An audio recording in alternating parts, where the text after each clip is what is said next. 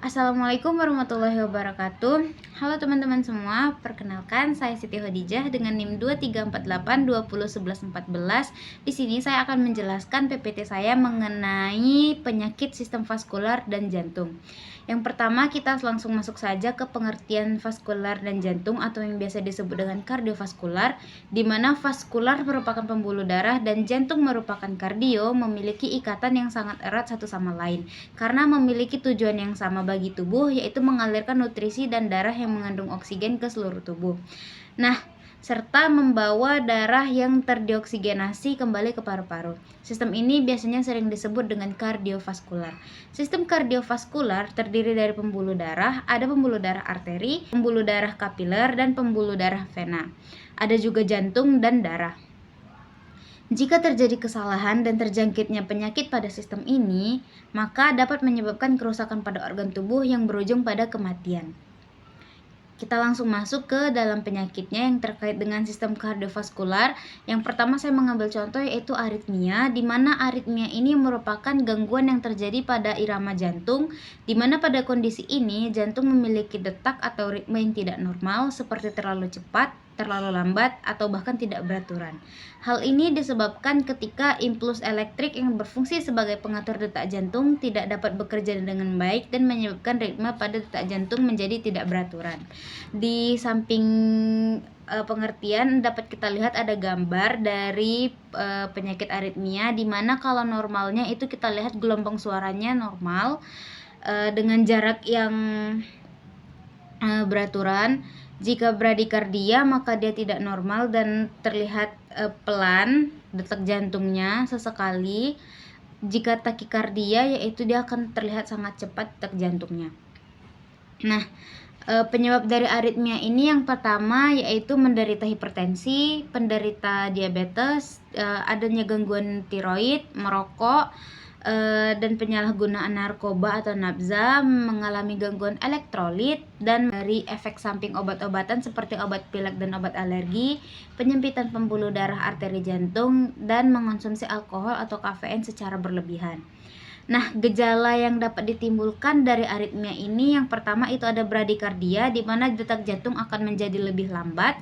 Yang kedua ada takikardia, di mana detak jantung akan lebih cepat, sesak nafas, pusing, cepat lelah, dan nyeri dada.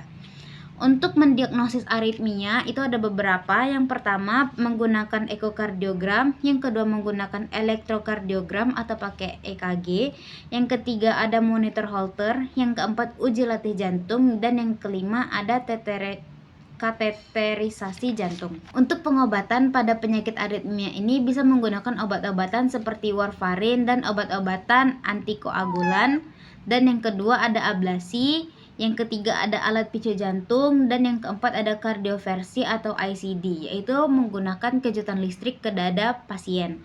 Untuk pencegahannya bisa yang pertama untuk mengonsumsi makanan sehat, berhenti merokok, membatasi minuman seperti minuman alkohol dan kafein, olahraga secara teratur, dan tidak sembarangan mengonsumsi obat tanpa petunjuk dari dokter. Baik, selanjutnya di sini ada bagan tentang aritmia, di mana aritmia itu terjadi ketika HR pada manusia itu tidak normal, di mana lebih dari 150 kali per menit. Aritmia itu terbagi menjadi dua jika KRS yang pertama itu lebar dan KRS yang kedua itu KRS yang sempit. KRS yang lebar itu ada terbagi menjadi dua lagi, regular dan irregular. Dimana kalau KRS lebar regular itu akan menjadi ventricle tachycardy atau berdetak lebih cepat, dan jika irregular itu menjadi vertikal fibrilasi. Selanjutnya itu ada QRS sempit, di mana juga terbagi menjadi dua, yaitu yang pertama regular dan irregular, di mana regular akan menjadi atrial flutter dan yang irregular menjadi atrial fibrilasi. Dan dari atrial flutter itu ada CVT atau sejenis gangguan aritmia atau detak jantung yang cepat yang melibatkan gangguan fungsi impuls listrik pada nodus. Selanjutnya kita masuk ke dalam penyakit arteri perifer atau PID, di mana penyakit ini terjadi karena penyumbatan aliran darah yang kaya akan oksigen untuk menuju ke jantung, sehingga membuat jantung kekurangan oksigen. Hal ini biasanya dapat terjadi karena adanya penumpukan plak-plak pada pembuluh arteri, sehingga jalan untuk darah lewat menjadi sempit dan mengalami penyumbatan. Nah, di mana kita bisa lihat pada gambar untuk normal arteri itu tidak memiliki hambatan dalam jalannya, sedangkan PID arteri itu memiliki plak-plak atau yang kuning bisa kita lihat. Kuning-kuning itu ada plak ataupun lemak, sehingga dapat membuat jalannya darah itu menjadi sempit dan mengalami penyumbatan. Untuk penyebab dari penyakit arteri ini bisa terjadi karena adanya peradangan di pembuluh darah arteri, kelainan pada bentuk otot atau ligamen, dan paparan radiasi. Untuk faktor risiko dari penyakit ini adanya riwayat diabetes, riwayat kolesterol, hipertensi, atau memiliki riwayat penyakit yang lainnya dari keluarga, lalu kebiasaan merokok, dan obesitas. Untuk gejala yang akan dialami oleh para penderita PID, yang pertama itu kaki akan menjadi lemah atau mati rasa, lalu bulu kaki akan rontok atau pertumbuhan yang sangat lambat pada bulu kaki ataupun kuku kaki, dan disfungsi ereksi pada pria. Selanjutnya itu ada diagnosis dari PID, bisa menggunakan tes darah, USG Doppler, dan angiografi. Untuk pencegahan penyakit pada PID bisa dengan mengonsumsi makanan yang sehat, berhenti merokok, olahraga secara teratur, dan tidur dengan cukup. Baik, selanjutnya di sini ada bagan dari PID, di mana disebabkan oleh faktor resiko dengan usia atau mengalami diabetes dan merokok, dan akan mengalami inflamasi sehingga meningkatnya biomarker inflamasi.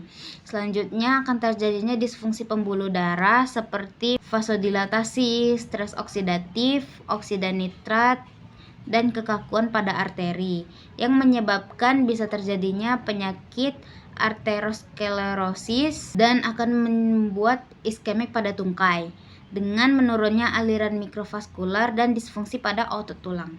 Selanjutnya itu masuk ke dalam kardiomiopati, di mana kondisi ini merupakan kelainan otot yang membuat perubahan pada struktur jantung dan mengurangi fungsinya untuk memompa darah ke seluruh tubuh, sehingga pada saat melakukan pemompaan darah, kemampuan jantung akan menjadi lemah. Biasanya kardiomiopati ini disebut juga dengan jantung lemah, di mana bisa kita lihat dalam gambar untuk ukuran dari jantung normal dan kardiomiopati itu sangat berbeda, di mana jantung normal itu terlihat sangat normal pada bilik kanan dan bilik kiri pada jantung, sedangkan pada kardiomiopati itu otot jantung bisa membesar dan menebal atau bahkan bisa menipis. Untuk kardiomiopati itu ada beberapa jenis, ada 4 jenis. Yang pertama ada dilated kardiomiopati, di mana ruang bilik kiri jantung itu menipis, dan biasanya ini terjadi pada ibu hamil dan ibu yang baru melahirkan. Dan yang kedua itu ada hipertropik kardiomiopati, di mana penebalan dinding otot secara tidak normal pada jantung. Yang ketiga itu ada restriktif kardiomiopati, di mana otot jantung menjadi kaku dan tidak elastis. Selanjutnya yang terakhir itu ada ARVC, di mana adanya jaringan parut pada otot bilik kanan jantung yang menyebabkan aritmia. Faktor risiko dari kardiomiopati ini yaitu yang pertama memiliki riwayat penyakit seperti penyakit diabetes, kolesterol, hipertensi, ataupun riwayat penyakit pada keluarga yang lain. Selanjutnya yaitu kebiasaan untuk mengonsumsi minuman beralkohol secara berlebihan. Untuk gejala pada penyakit kardiomiopati, yang pertama itu ada nyeri dada, yang kedua penglihatan bisa menjadi berkunang-kunang, terjadinya aritmia, dan nafas menjadi pendek. Untuk diagnosis kardiomiopati itu bisa menggunakan EKG dan USG jantung, dan pengobatannya bisa dengan meminum obat-obatan untuk anti aritmia, anti hipertensi, dan anti koagulan, dan juga bisa melakukan pencegahan seperti olahraga rutin dan makan makanan yang bergizi. Baik, selanjutnya di sini ada bagan dari kardiomiopati, di mana yang pertama itu disebabkan karena mengonsumsi alkohol yang membuat kontraktivitas pada serat otot meningkat dan suplai darah juga meningkat, sehingga terjadinya dilatasi ventrikel kanan. Nah, setelah terjadinya dilatasi ventrikel kanan, itu terjadi lagi menjadi dua penyebab lagi. Yang pertama, tekanan ventrikel kanan meningkat dan dilatasi pada atrium kiri. Kita bahas satu-satu, mulai dari meningkatnya tekanan ventrikel kanan. Setelah meningkatnya tekanan ventrikel kanan, akan terjadi kegagalan pada ventrikel kanan sehingga menyebabkan resistensi cairan di rongga peritoneum itu meningkat dan menekan diafragma sehingga menyebabkan sesak nafas. Selanjutnya itu penyebab dari dilatasi atrium kiri, di mana setelah terjadinya dilatasi pada atrium kiri, darah akan menjadi statis di ventrikel kiri dan menyebabkan resistensi cairan di paru dan cardiac output meningkat, dimana kalau resistensi cairan di paru akan menyebabkan para penderita menjadi sesak nafas dan intoleransi aktivitas, dan jikalau cardiac output meningkat, suplai darah ke otak menjadi kurang dan akan menyebabkan pusing pada penderita. Baik, selanjutnya kita masuk ke penyakit jantung koroner atau PJK, di mana penyakit ini terjadi akibat penyumbatan aliran darah yang kaya akan oksigen untuk menuju ke jantung sehingga membuat jantung kekurangan oksigen. Penyakit ini sebenarnya hampir mirip dengan penyakit pada arteri perifer, cuma bedanya kalau penyakit arteri perifer terjadi pada pembuluh darah arteri, sedangkan untuk penyakit jantung koroner terjadi pada pembuluh koroner. Nah, seperti yang saya tulis, itu hal ini dapat terjadi disebabkan karena adanya penumpukan lemak kolesterol pada pembuluh darah koroner sehingga jalan untuk darah lewat menjadi sempit dan mengalami penyumbatan. Baik, dapat kita lihat pada gambar di sini pembuluh darah jantung atau koroner itu kalau untuk aliran darah normal dia akan mengalir saja dan tidak ada hambatan, sedangkan pada penyakit jantung koroner itu aliran darah menjadi terhambat dengan adanya lemak kolesterol. Nah, untuk penyebab dari penyakit jantung koroner ini, yang pertama itu karenanya merokok, yang kedua pola makan yang tidak sehat seperti tingginya lemak dan tinggi gula, yang ketiga itu adanya darah tinggi, dan yang keempat itu ada kolesterol tinggi. Gejala yang akan dialami oleh para penderita jantung koroner yaitu yang pertama ada nyeri dada, yang kedua menjadi lemas, yang ketiga merasa mual, yang keempat menjadi keringat dingin, dan yang kelima itu adanya sesak nafas. Didiagnosis menggunakan EKG, stress test, dan kateterisasi jantung. Untuk pengobatannya bisa menggunakan obat-obatan seperti clopidogrel untuk mencairkan pembukaan darah. Lalu yang kedua itu ada simvastatin, yaitu untuk meredakan kolesterol. Ada obat-obatan ACE inhibitors, bisoprolol untuk mengatasi hipertensi. Untuk pencegahan dari penyakit jantung koroner ini, yang pertama makan makanan gizi yang seimbang, yang kedua olahraga secara rutin, dan terakhir itu membatasi minuman beralkohol.